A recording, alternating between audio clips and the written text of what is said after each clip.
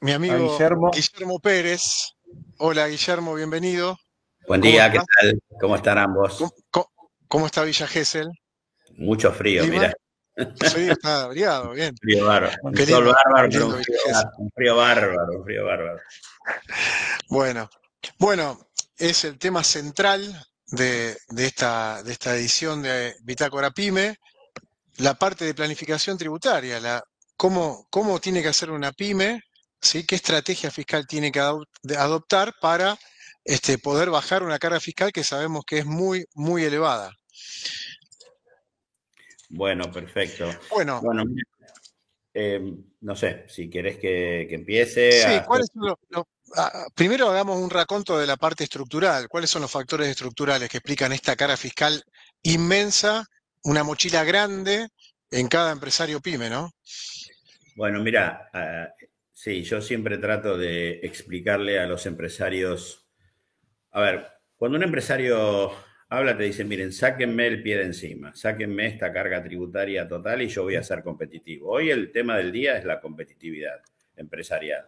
¿Por qué? Porque se van a abrir las fronteras, porque va a ser imposible competir con muchos países del exterior, particularmente con China, donde prácticamente no puede competir nadie, pero tendríamos problemas con otros países vecinos como Brasil y muchos otros que tienen cargas tributarias o cargas laborales o cargas sociales mucho más suaves que las nuestras. Hay 10 factores estructurales que para mí explican la decadencia argentina y de algún modo explican el por qué el empresario argentino sufre la tremenda carga tributaria que sufre. Uno es que todos sabemos que Argentina nunca tuvo un proyecto de país y adoleció siempre de políticas públicas alineadas con un proyecto de país. A veces hubo décadas donde se ayudaba al agro, otras donde se ayudaba a la industria, otras donde no se ayudaba a nadie. Y además, desde la época de la colonia se sabe que hubo un concepto de a la Argentina hay que sacarle, no ponerle. ¿Sí? ¿Está claro? ¿Sí? Desde la época de la colonia venían a sacar, no a poner. No digo que es generalizado al 100%, pero es así. Es un primer problema. Y tiene que ver con una mentalidad también. Segundo problema es que desde hace 100 años, y particularmente los últimos 70 años, las políticas públicas argentinas estuvieron orientadas al consumo, no orientadas a la inversión y al crecimiento, no a la producción. Quiere decir que la torta siempre, digamos, no crece como debería crecer, la población crece mucho más que lo que ha venido creciendo en las últimas décadas, y por lo tanto hay menos pedacito de torta para cada uno de los habitantes del pueblo, de la nación argentina, digamos. Eso está clarísimo. Si la torta no crece, tenemos que comer todo de la misma torta y cada vez el pedazo es más chico. Argentina desde el año 2010, y no me quiero ir más atrás, sufre esta inflación y estancamiento. En cualquier indicador que veas, PBI per cápita, nivel de exportaciones, lo que quieras, estamos estancados de hace 15 años. Pero hace 20 años atrás éramos 40 millones, hoy somos 50 millones de habitantes. Además, y no es un problema de xenofobia ni mucho menos, pero tenemos fronteras absolutamente abiertas, ¿no? Ahora estamos tratando de resolver algunas cuestiones de costos hospitalarios, etcétera, pero si Argentina no crece y tiene puertas tan abiertas, tenemos un problema de empobrecimiento general de la situación. A tal punto que, fíjate, otro factor estructural es que cuando yo empecé a trabajar hace ya varias décadas, había un 3% de pobreza en la década del 70.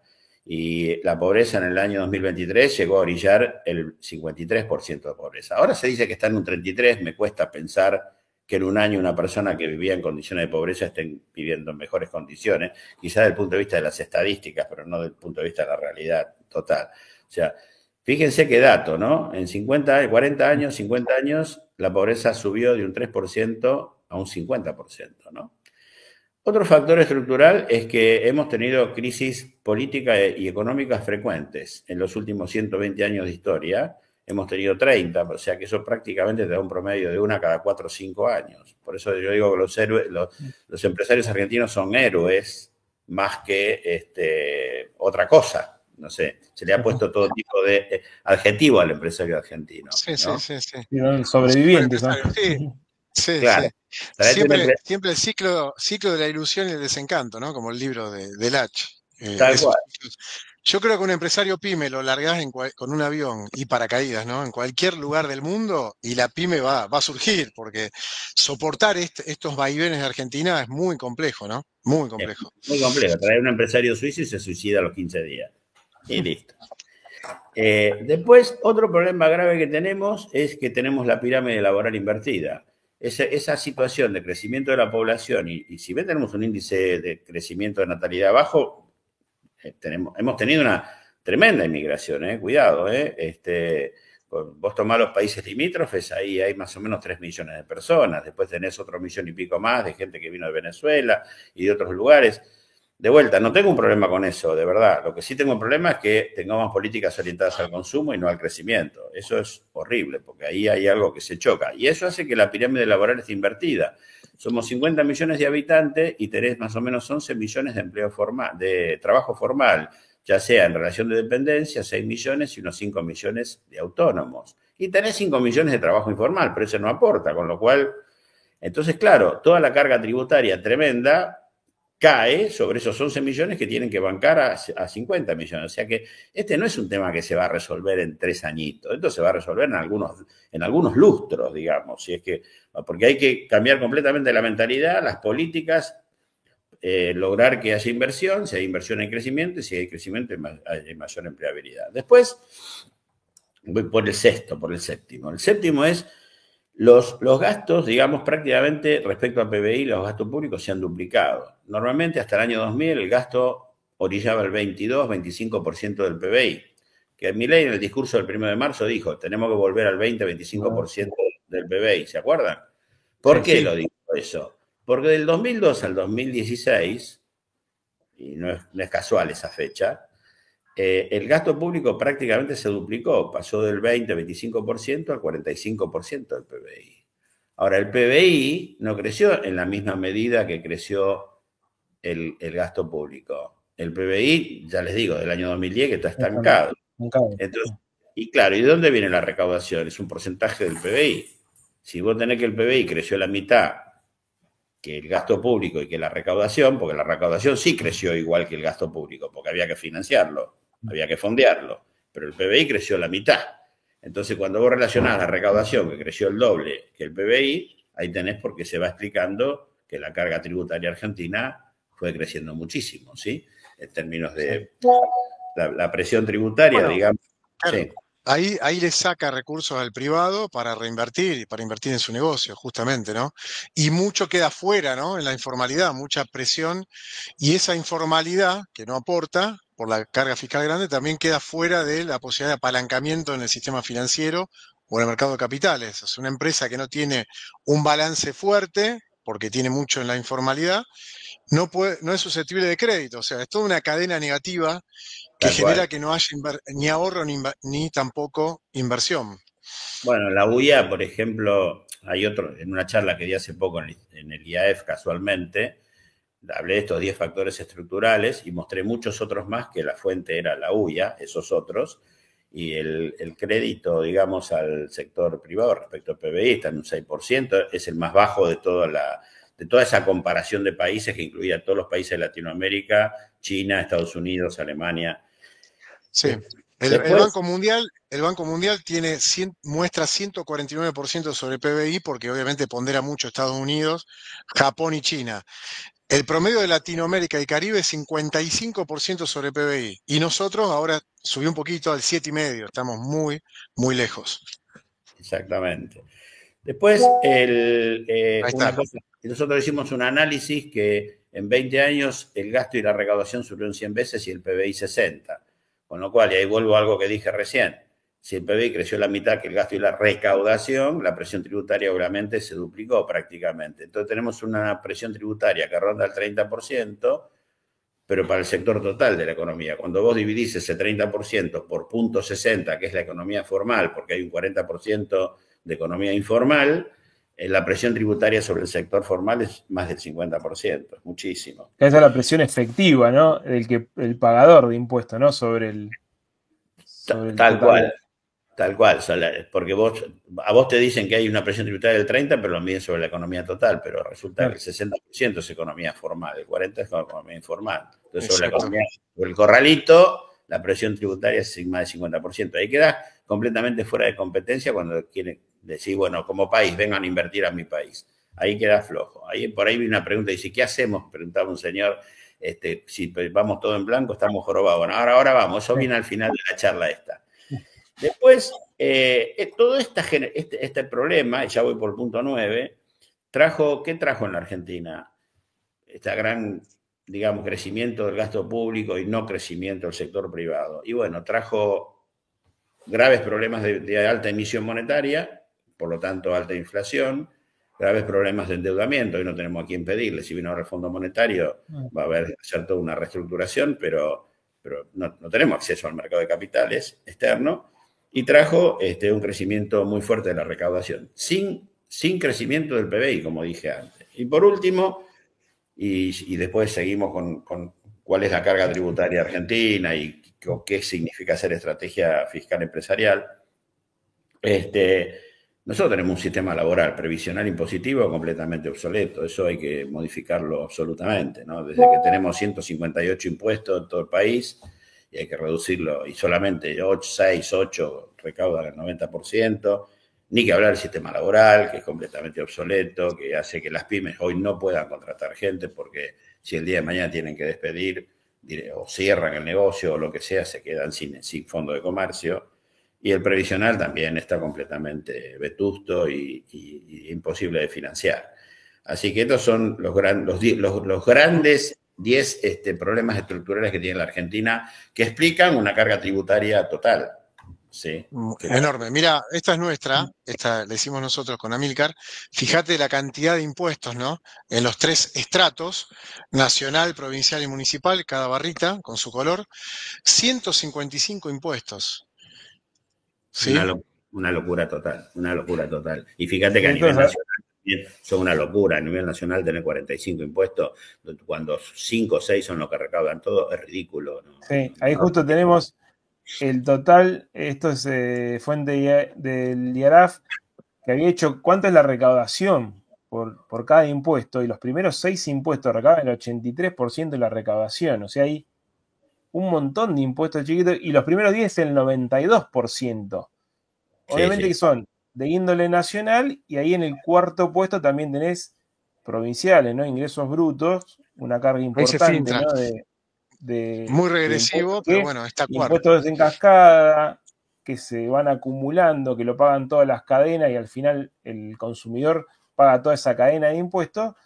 Y bueno, es más, acá teníamos el impuesto al país que, bueno, ahora el único que no está, y bueno, tasas municipales, y también hubo un desmanejo, o sea, es difícil controlar, ¿no? Se corre el sector público nacional y ves que los municipios donde pueden crean nuevas tasas, nuevos impuestos, nueva presión fiscal. Y bueno, un poco lo que decía Milei en su momento también era simplificar. ¿Vos cómo ves eso? ¿Se puede ir a una simplificación en Argentina y quiere una simplificación y decir, bueno, 10 impuestos y ir con eso y tratar de aumentar también la base, ¿no? También tratar de ir por menos evasión y más simplificación tributaria. Ahora les contesto, ustedes vayan, bueno, no soy yo quien debo decirle eso, yo los digo igual, vayan manejando el tiempo porque en los últimos minutos me gustaría usarlos un poco a la audiencia, hablar un poquito de estrategia fiscal empresarial, vale, de cómo los impuestos de la legalidad, ¿no? Pero el poder original, el poder tributario original estaba y está en las Provincias Unidas del Río de la Plata, quienes cuando hacen la Constitución se juntan, lo delegan en la Nación. En realidad la Nación, la potestad originaria que tiene es sobre los derechos de importación y exportación y nada más, y sobre correos originalmente.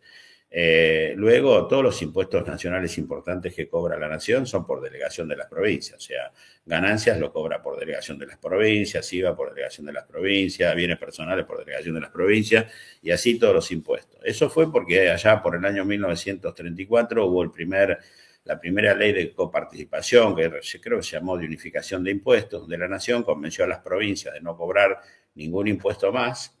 El dulce que le dio es que en esos años creó ganancias que se llamaba impuesto a los réditos y impuesto a las ventas, que es el antecesor del IVA, y eso iba repartido vía el mecanismo de la coparticipación federal. Después todo eso se deformó completamente La nación le pasó a las provincias ciertos servicios públicos sin darle financiamiento, las provincias empezaron de vuelta a crear impuestos locales, las municipalidades también, porque el poder originario verdadero está en las municipalidades que conforman las provincias, que luego las provincias crean la nación. Entonces, no es tan fácil lo que está diciendo Milei, porque para que, por ejemplo, crear el famoso IVA o super IVA, como lo llaman, que es un muy buen mecanismo, porque el IVA provincial lo que permitiría es evitar el daño que provoca el impuesto en cascada, que es ingresos brutos. Vos pensás que si vos tenés un ejemplo que a veces doy, ¿no? El señor que cría la oveja, el que lava la lana, el que hace el hilo, el que hace la tela, el que hace la camisa, el mayorista, el minorista, y viene Diego a comprar, y ahí tiene, además de todos los demás impuestos, tiene el impuesto a los ingresos brutos en cascada que le pega durísimo. Yo cuando era estudiante de contador hace muchos años, en toda la trayectoria, digamos, o circulación económica de ese producto, ingresos brutos no tenía una incidencia del más del 5 o 7 puntos. Ahora llega hasta 18 puntos según de lo que estemos hablando. Ingresos brutos hoy representa el 75% de la recaudación provincial en la mayoría de las provincias. Entonces, para que ocurra eso, de que se pueda, digamos, eliminar ingresos brutos, las tasas municipales y poner ese supra IVA, no sé cuánto, y se tienen que poner de acuerdo a todas las provincias. A la que no le convenga no lo va a hacer. Lo que sí Milei dio a entender en el Congreso, cuando dijo, bueno, yo lo que voy a hacer es, primero, eliminar todos los impuestos de muy baja recaudación de naturaleza nacional. Eso tal vez sea relativamente fácil, porque si es de baja recaudación. Otra cosa que quiere hacer es bajar a un piso mucho más bajo el nivel de la recaudación de los 5 o 6 impuestos nacionales importantes que financian a la nación y que financian a las provincias vía coparticipación, y que las provincias después, si no llegan con ese dinero que se les reparte con esa menor recaudación, porque él quiere, lo que él comentó en ese momento es, yo voy a bajar el nivel de imposición de esos impuestos grandes, como podría ser ganancias, IVA nacional, etcétera. Y bueno, y luego que las provincias pongan sobre alícuotas sobre esos mismos impuestos. Ahora, bueno, yo le reparto por coparticipación esa menor recaudación que voy a tener y que cada una ponga su impuesto, entonces ahí se va a ver claramente qué provincia es más, digamos, es más eficiente que otras. Ustedes saben que, me estoy desviando un poco, pero es re importante. A nivel de coparticipación, hay 3 provincias o jurisdicciones que son las grandes perdedoras. Y en esta radio me atrevo a decirlo con quienes estoy hablando. Las 3 grandes jurisdicciones perdedoras, o sea, las que aportan mucho al PBI y reciben muy poco por coparticipación, son Santa Fe, Provincia de Buenos Aires y Cava. Después hay unas 6 provincias que empatan, que son Entre Ríos, Córdoba, Mendoza y 2 provincias patagónicas, las petroleras. Y las demás provincias, las otras, son las que ganan. Por ejemplo, si vos agarrás todo el noroeste argentino y toda la zona cuyana, excepto Mendoza, esas aportan al PBI el 15% y reciben actualmente el 46% de lo que se llama la distribución secundaria de la coparticipación. Ahora, todas esas provincias, ¿para qué? No van a querer que cambie el statu quo, porque además se han mal acostumbrado. No tienen capacidad de fiscalización ni de recaudación. Tampoco están preocupadas con eso porque la plata les viene por coparticipación. No tienen que rendir cuentas. Porque bueno, y ahí hay un correlato, Guillermo, un correlato que hay mucho empleo público en esas provincias. Así justamente. Esa ventaja respecto a la coparticipación relativamente con otras provincias termina en un empleo público muy elevado y poca actividad privada. Y sí, y muy cautivo. Entonces, y las provincias además no tienen, en realidad las provincias no, los dirigentes de esas provincias no tienen ningún incentivo a decir, bueno, yo soy más eficiente, más eficaz, invierto en obras de infraestructura, invierto en inversiones que ayuden al sector privado a crecer y a invertir. No, porque el statu quo es muy cómodo, digamos. Entonces, está todo como adormecido, ¿no? Como es un sopor, digamos, y esto... Entonces, cambiar esto no va a ser fácil. Este famoso super IVA... Mira, además hay otro tema. En Brasil tienen los 2 IVAs. y ahora tienen tal despiole y caos tributario que están tratando de volver a un solo IVA, porque el tema de que cada provincia tiene su IVA más que lo tiene a nivel nacional, casi hace muy incontrolable la situación. Brasil es uno de los países que más presión tributaria tiene junto con Argentina, ¿no? Decir que Brasil tiene un mercado de consumo tremendo, 6 veces más que el nuestro, y entonces atrae inversiones por el gran mercado que tiene. Casi el tema político atraviesa todo, ¿no? El tema político atraviesa todo, sí. Como ahora, en el 2017 también hubo un pacto fiscal, siempre esos pactos fiscales que nos comprometemos a bajar, qué sé yo, las alícuotas de ingreso bruto, y vimos que cuando empieza la crisis se tiran todos esos pactos fiscales y cada uno se corta y hace, cuando quiere cubrir la caja, aumenta de nuevo los impuestos, ¿no? Esas cuestiones nacionales son difíciles del Ejecutivo tratar de alinear, ¿no?, a las provincias en un proyecto que, como decís vos, no tiene incentivo esas provincias que reciben más de lo que puede recaudar, ¿no? Están cómodas así y no están haciendo esfuerzos para hacer inversión en el aspecto sanitario, habitacional, productivo, de modo tal de que romper ese círculo negativo y pasar a un círculo virtuoso. Ese es el problema. Entonces, ¿qué pasa con el empresario pyme, no? Que de golpe tiene que vivir en este país, que tiene una pirámide invertida, que 11 millones del sector formal, 50, digamos, somos todo el total de habitantes, etcétera, ese no crecimiento. Y bueno, lo que tiene que hacer en el corto plazo es, de alguna manera, defenderse con un buen trabajo, digamos, de planificación tributaria. ¿Qué es la planificación tributaria? O yo lo llamo la estrategia fiscal empresarial. Es, dentro de la ley, hay muchísimos mecanismos para optimizar, reducir la carga tributaria, sobre todo en el impuesto a las ganancias, ¿no? Y no tener que caer en prácticas que lo exponen mucho, porque obviamente esto que voy a explicar a continuación jamás va a poder competir contra el negro. El señor que vende por negro, digamos, bueno, y si lo hace bien, pero también el día que lo agarren puede perder la compañía. Esa es la verdad. Yo tengo una inducción previa. En todos los directorios que uno asesora y trabaja en los directorios, hacemos un cálculo donde sumamos toda la carga fiscal en los 3 estratos, municipal, provincial y nacional, y nos da en promedio el 112% del resultado neto.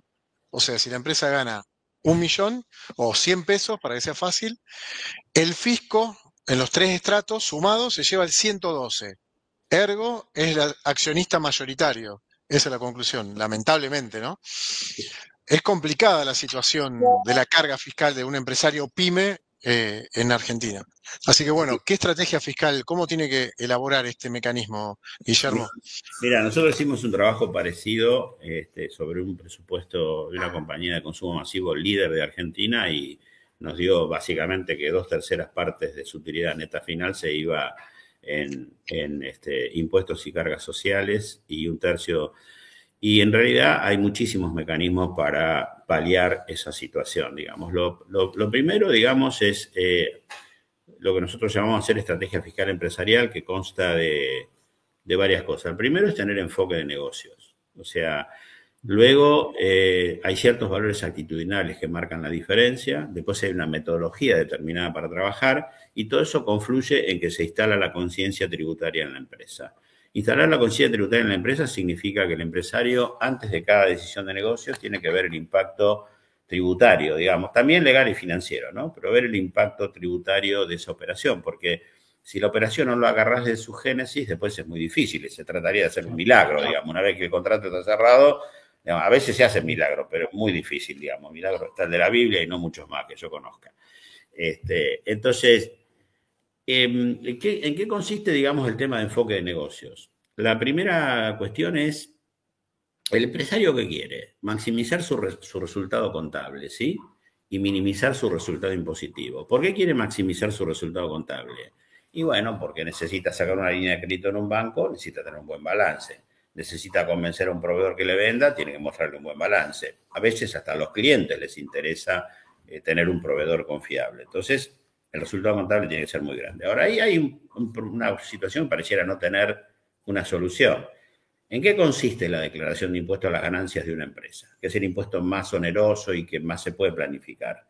se parte el resultado contable, se le suman y se le restan ajustes que la ley obliga y permite, y se llega al resultado impositivo. Entonces, alguno de los oyentes que tenemos ahí debe decir, pero no entiendo.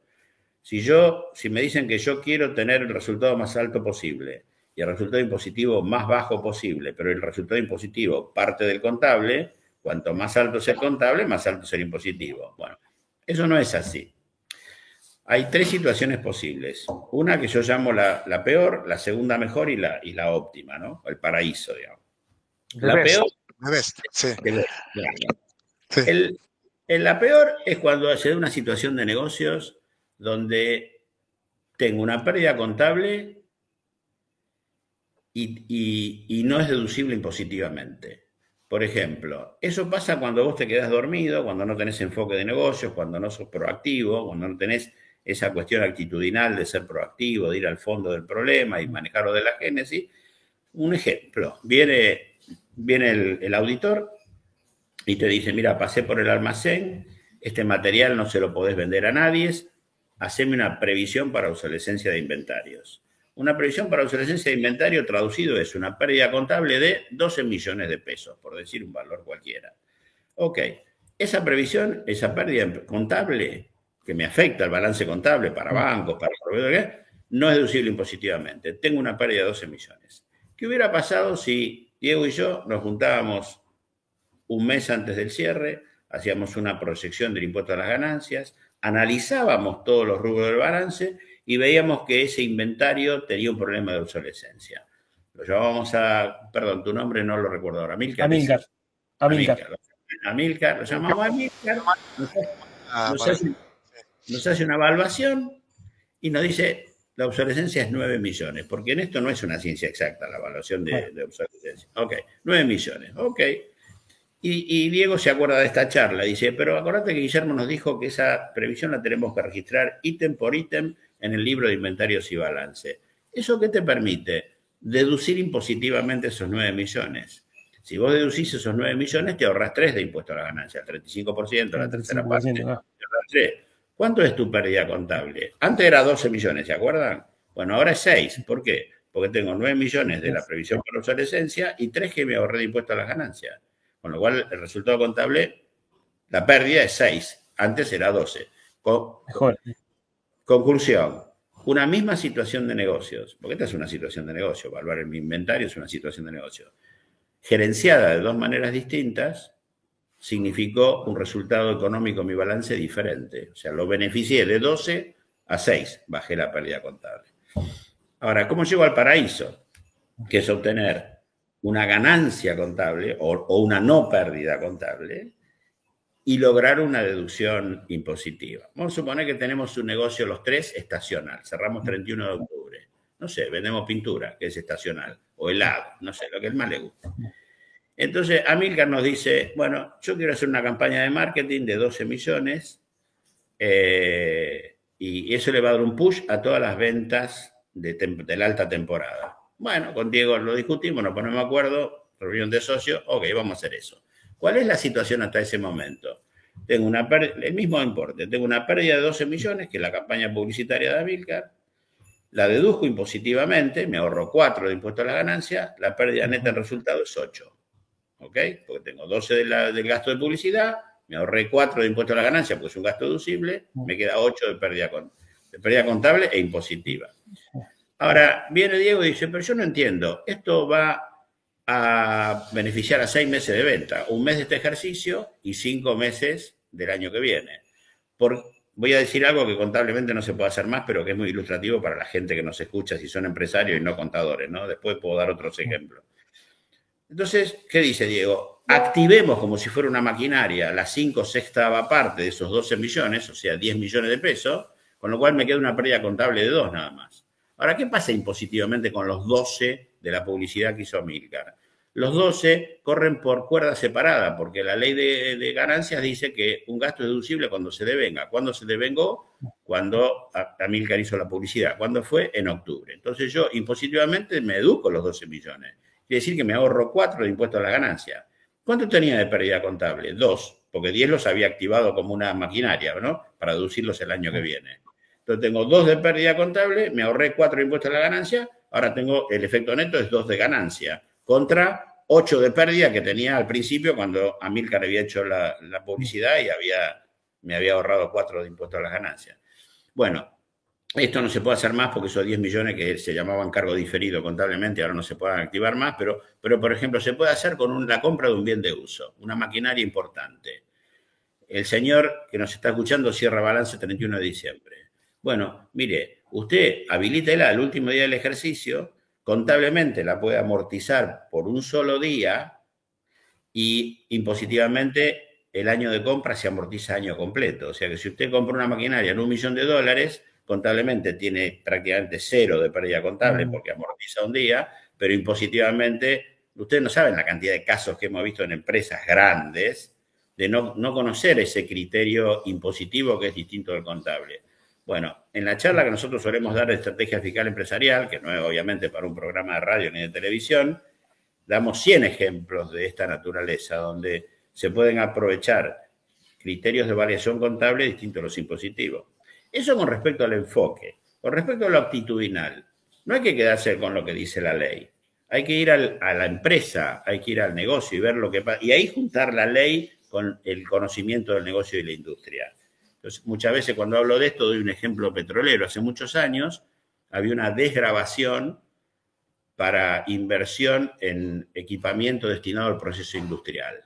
Y el proceso industrial decía, cuando entraba la materia prima en un estado y salía en un estado diferente en el que había entrado. Eso había proceso industrial. Si yo compraba una maquinaria para eso, me la desgravaba. ¿Qué quiere decir? Me la deducía 2 veces. Una a través de la amortización y otra a través de la desgravación. Bueno, yo trabajaba mucho en petróleo. Yo me desgravaba todos los fierros que compraba para la refinería, porque entraba el crudo, salía la nafta. Pero no para los tanques de almacenamiento que están al lado de las cigüeñas en la ruta, porque eran tanques de almacenamiento, no había proceso industrial. Cuando voy a Comodoro me explican que en Comodoro se inyecta presión en agua, sale el crudo junto con agua y minerales, va a los tanques de almacenamiento y ahí se separa el crudo, que es aceite bituminoso, del agua y los minerales.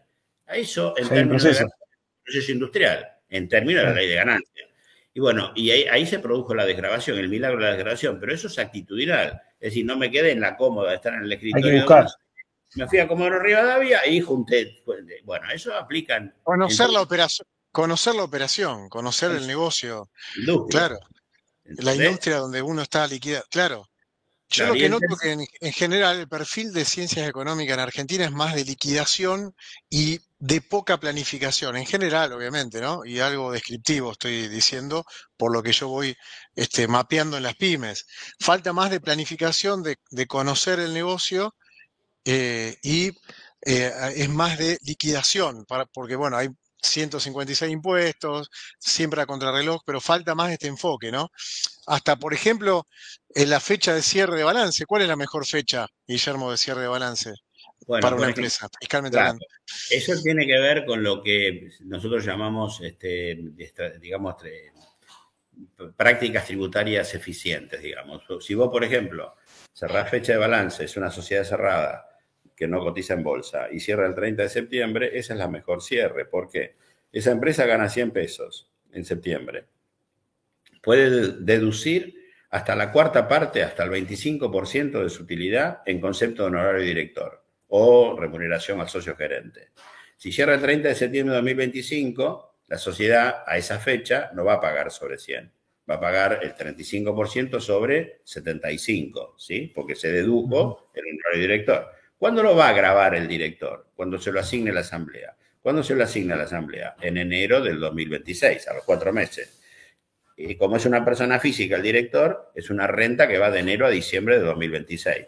¿Cuándo va a presentar la declaración jurada del director? Que seguramente es el accionista de la SRL o la sociedad anónima que se lo dedujo con efecto a septiembre de 2025. Lo va a presentar recién en junio del 2027. O sea, la sociedad se dedujo la cuarta parte en septiembre del 2025 y el accionista lo grabó en junio del 2027, que es cuando presenta la declaración jurada de sus ingresos del 2026, porque en enero recibió ese honorario director del 2026. Ahora, si vos cerraras en lugar de septiembre, cerrás en junio, es el peor cierre. Junio. ¿Por qué? Porque en junio la sociedad hace lo mismo, deduce el 25%, ¿y cuándo lo vota en la Asamblea? En noviembre de 2025. Quiere decir que prácticamente se junta la deducción con la gravabilidad de esa cuarta parte del negocio que son los honorarios de director, ¿sí? Eso se llama administración tributaria eficiente. Después, nosotros las ideas tributarias las reducimos en tres grupos, ¿no? Uno es administración tributaria eficiente, la pregunta que vos me hiciste, Diego. La otra es cambiando el negocio. Una empresa americana que se iba del país y le entregaba a una empresa argentina un fondo de comercio en marcha con 390 empleados, le daba se lo entregaba, la operación era $1, le entregaba 200 millones, 2 millones de dólares en ese momento, 200 millones en créditos, 200 millones en bienes de uso y 200 millones en bienes de cambio. Pero eso sí, hacete cargo del negocio y de los empleados, de los 400 empleados. ¿Qué pasaba? Nadie quería poner $1, era una operación a costo cero para todos, digamos, ¿no? Bueno, el problema era que no se cerraba la operación porque la cesión de créditos, como había una diferencia, disparaba un IVA de 20 y pico de millones. Bueno, le hicimos cambiar el negocio, le dijimos, mira, que te entreguen los bienes de cambio, que te entreguen los bienes de uso, pero que no te cedan los créditos, que el contrato diga que se identifiquen los créditos y que el que entregaba el fondo de comercio a medida que iba cobrando, se lo pagaba, se lo daba ese dinero al que recibía el fondo de comercio, pero ya no como una cesión de crédito, como un dinero para pagar indemnizaciones. Con lo cual, la indemnización no lleva IVA. Y eso era un argumento. Entonces, ¿qué hicimos ahí? Cambiamos el negocio. Bueno, eso es evitar el fenómeno de la pirámide invertida. ¿Por qué? Porque el tributarista muchas veces, cuando Amilcar me trae un negocio, lo primero que veo por deformación profesional es el problema, o sea, cuánto está grabado. Y después hago el análisis y la conclusión. Es al revés. Si él me trae un negocio que tributariamente es ineficiente, yo tengo que pensar en cómo cambiar el negocio. Y suponete que lo reconfigurás. Y claro, Amilcar me quiere vender su empresa, 10 millones de dólares. No nos ponemos de acuerdo con el precio. Pero si Amilcar, una vez que me lo venda, se muda a la vereda de enfrente, a los 5 años me fundió, porque el que sabe el negocio es él. Entonces yo digo, mira, Amilcar, yo te voy a pagar 7 millones por la empresa, o sea, caja por acciones, y 3 millones por una obligación de no hacer. Vos no me podés competir por 5 años. Eso es un gasto. Si es un gasto, esos 3 millones los deduzco, me ahorro uno de impuesto a la ganancia, porque convertí una acción en un gasto. Entonces, ¿cuánto me costó el negocio? ¿10 millones? No, me costó 9, porque me estoy ahorrando uno de impuesto a la ganancia, porque convertí parte del precio de las acciones en una obligación de no hacer, que es un gasto, digamos. Lo redacto de modo tal que sea un gasto, un costo hundido de entrada. Eso se llama, digamos, cambiando el negocio. Y el último de todos, el otro grupo importante, es la cosa que hay que hacerla hoy y ahora si no te la perdés para siempre. Por ejemplo, yo en más de 4 décadas de profesión nunca vi lo del REIBP. El REIBP era el régimen especial de impuestos a los bienes personales, que era poder adherirte y pagar 5 años juntos a una tasa reducida del 0,45. ¿Qué te daba eso? Que por 5 años el fisco nunca más te va a cobrar bienes personales. O sea, en este gobierno, más algunos años del gobierno que viene, ¿sí? Que habrá que ver qué signo político es. Y además te daba estabilidad fiscal hasta el 2038, a la tasa del 0,25. Y si te ponían cualquier impuesto arriba de eso, vos o no lo pagabas o te lo tomabas a cuenta de ese mismo impuesto o de otros impuestos. Eso había que aprovecharlo en ese momento. Si no lo aprovechabas en ese momento, te lo perdías para siempre. No se imaginan la cantidad de casos de gente que venía a consultarnos el año pasado por el blanqueo, que coincidía con el vencimiento de ganancias y bienes personales, y nosotros le dijimos, ¿y qué pasó con, suponerle, no había vencido el blanqueo y ya había vencido el REIBP? Y entonces, ¿y qué pasó con el REIBP? No, mi contador me presentó la declaración jurada y me hizo pagar bienes personales por 1 año. Y entonces, eso es ahora, las ideas tributarias. Claro, hubo un revalúo de activos en el 2017, una charla, 200 directores de impuestos en IDEA de las compañías más grandes de la Argentina. Y yo dije, ¿cuántos hicieron el revalúo de activos? 3 levantaron la mano y yo, que yo lo hice para los inmuebles míos que le alquilo a mi empresa. ¿Y por qué no? Y claro, había que pagar un 5% y un 9% de impuestos según fueran bienes inmuebles o bienes muebles. Ahora, no hicieron la tasa interna de retorno de esa inversión. La tasa interna de retorno era, si revaluaba las maquinarias, del 45% sobre el LEVAC, decíamos en ese momento. ¿Se acuerdan las LEVAC? Sí, la LEVAC. El LIC. Pero, Claro, el asesor impositivo a lo mejor se quedó con el cálculo de que había que pagar el 5 y el 9, le dijo al empresario, el empresario dijo, no pago nada, pero no dijo que ese revalúo se deducía en la mitad del tiempo a la tasa del 35%. Eso haces un cálculo de valor actual financiero y nos daba 45% sobre el EVAC para las maquinarias y 20% para inmuebles. Eso lo hacías en ese momento, te lo perdías para siempre. Y se lo perdió el 90% del mercado, por lo que veo. Entonces, son los 3 grandes grupos en los cuales vos tenés que manejar todo el tema de la planificación fiscal. Y vos podés lograr revertir mucho tus resultados. Si vos bajás la carga fiscal, sos mucho más competitivo para invertir en maquinarias, para pagar mejores sueldos, para, no sé, para tomar otro tipo de gente, profesionalizar tu empresa, para hacer investigación y desarrollo, millones de cosas. Para crecer. Sí, para crecer, nuevos productos, nuevos mercados. Yo creo que hay un enfoque diferente. Todos nosotros trabajamos hasta agosto para el fisco. Entonces, me parece que es clave y vital para cualquier pyme de Argentina, de las 527.000 que existen, tener foco en esta estrategia fiscal inteligente, en esto de planificar, de hacerlo como mínimo trimestralmente, de analizar el negocio con otro enfoque tributarista, o sea, con un enfoque tributario, pero en la configuración, no es, digamos, después de que ya ocurrió, ¿no? Me ha tocado, te puedo decir, ex post, que llegó el contrato firmado, me ha tocado eso. Entonces, bueno, me parece que es clave eso, y más con la carga tributaria. Estamos todos esperando que este superávit fiscal se mantenga para que baje la carga fiscal, pero mientras tanto hay que seguir laburando y trabajando en este ahorro fiscal planificado, ¿no? Trabajado. Me parece que falta foco del profesional de ciencias económicas en esto. Definitivamente, en realidad es toda una especialidad, por un lado, muchos años de experiencia y después de tener una organización interna del lado del que asesora, de poder transmitir eso con una adecuada metodología, que es el punto que no hablé todavía. El empresario PYME está acostumbrado con el señor de impuestos a 2 cosas. Hacerle una pregunta y que le conteste bien o mal tardí nunca, depende del profesional, y a que le haga el balance a fin de año y la declaración jurada. No. Eso es como ir a ver a un traumatólogo. Lo voy a ver cuando me duele la rodilla, me da una pildorita, tal vez me cura el dolor de la rodilla, pero me rompe el hígado o los riñones, no sé. Hay que lograr tener un médico clínico de cabecera, que es el que te hace la estrategia fiscal empresarial. Y para la prevención sería. Eso es un círculo virtuoso que consta de 4 cosas. Por un lado, ustedes como usuarios y nosotros como oferentes tenemos que proponer hacer o el outsourcing de los impuestos indirectos o una auditoría fiscal, al menos una anual, de los impuestos indirectos, IVA, ingresos brutos, etcétera. ¿Por qué? Porque eso al asesor le da mucho, además de detectar errores u oportunidades, le da mucho conocimiento del negocio. Ese conocimiento del negocio retroalimenta, fíjense que voy a hacer un círculo con mi mano, ese conocimiento del negocio que proviene de esas auditorías fiscales de los impuestos indirectos retroalimenta la consultoría. La consultoría hecha con todos esos valores actitudinales que yo decía, enfoque de negocios, proactividad, conocimiento del negocio, trabajo en equipo, etcétera, esa consultoría es lo que nutre, lo pongo acá arriba a propósito, la planificación fiscal. La planificación fiscal hecha en un momento determinado, que es 3 meses o 2 meses antes del cierre, un proyectado, es lo que permite lograr grandes ahorros fiscales, sobre todo en el impuesto a las ganancias. Y luego está la declaración jurada anual.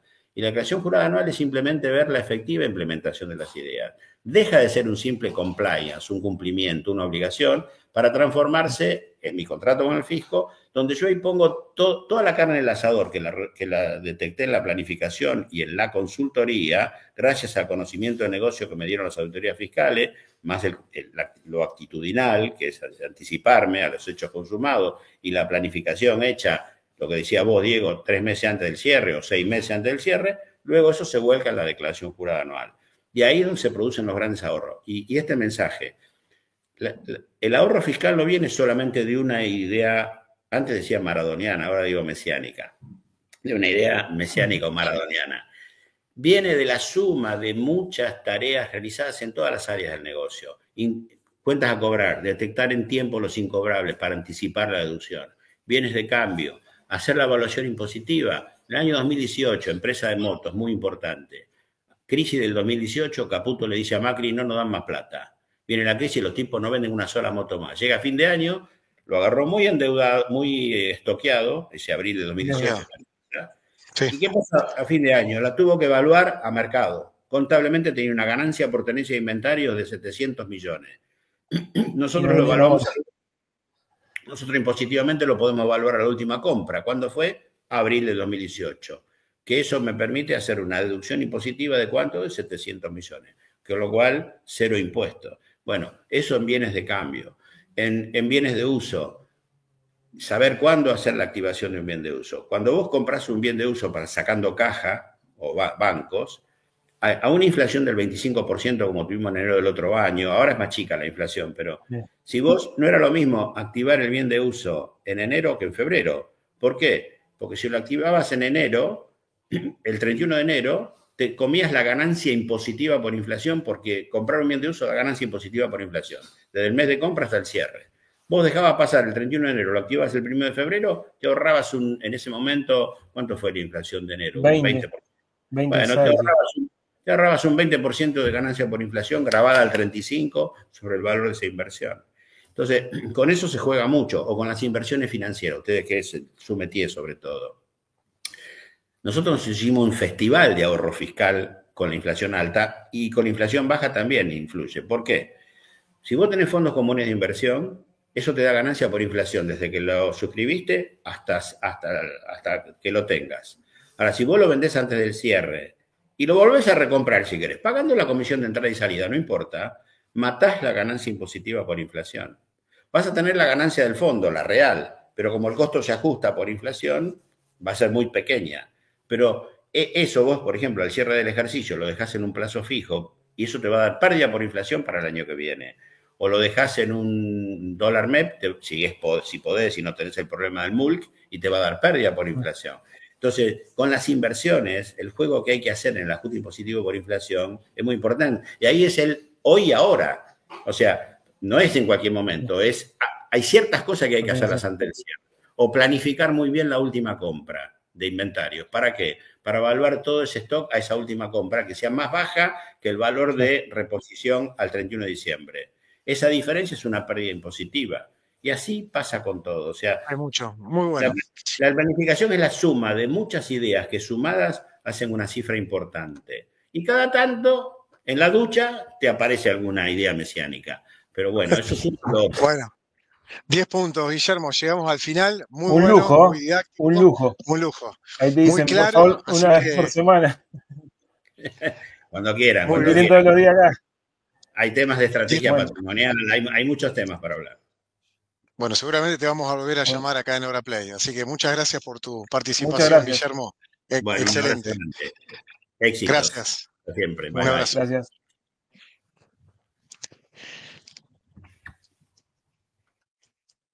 Bueno, Amílcar, llegamos a 59, estamos justo. Cerramos el segundo programa con Guillermo, que a la full. tenía atada. Hoy, las reglas de juego cambian muy rápido. En Grupo GNP estamos preparados para estos cambios. Innovamos. Grupo GNP, expertos en servicios integrales de impuestos. Desarrollamos estrategias fiscales para potenciar los resultados empresariales y cuidar los patrimonios individuales. Reconocidos y premiados a nivel internacional por nuestra trayectoria y experiencia. Grupo GNP, tus aliados estratégicos.